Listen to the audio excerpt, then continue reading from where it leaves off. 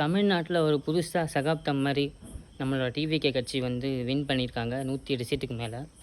எல்லாருமே சொன்னாங்க, "விஜய் எப்படி வரப்போறார்ன்னு?" கேட்டாங்க.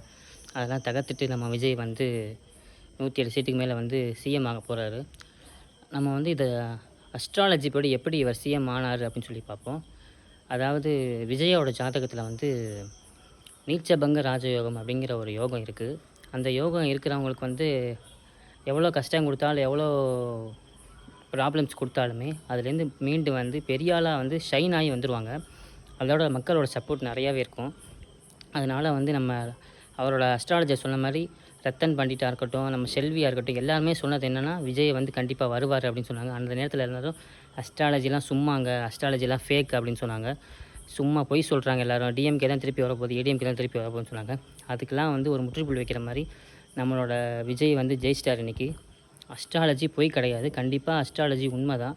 அதனால தான் விஜயே வச்சுட்ருக்காரு. கூட ஒரு ஆள அஸ்ட்ராலஜர வச்சுட்ருக்காரு. கண்டிப்பா நீங்க நம்புங்க. இதெல்லாம் நான் பொய்யின்னு சொல்ற ஜென்ஸி கிட்ஸுக்கு இந்த மெசேஜ ஃபார்வர்ட் பண்ணுங்க. திருச்செந்தூர் போயிட்டு வந்திருக்காரு காலையில. ஏர்லி மார்னிங் செவ்வாய்க்கிழமை திருச்செந்தூர் போயிட்டு வந்திருக்காரு. ஷீரடி போயிட்டு வந்திருக்காரு.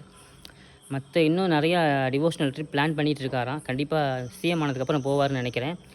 இன்னைக்கு காலையில கூட த்ரிஷா திருப்பதிக்கு போயிட்டு நேரா விஜய் வீட்டுக்கு தான் போயிருக்காங்க. இதெல்லாம் வந்து கனெக்ட் பண்ணி பார்த்தீங்கன்னா, அஸ்ட்ராலஜி அப்புறம் வந்து கடவுள் நம்பிக்கைலாம் இல்லாதவங்களுக்கு கூட கடவுள் நம்பிக்கை வரும்னு நம்புறேன்.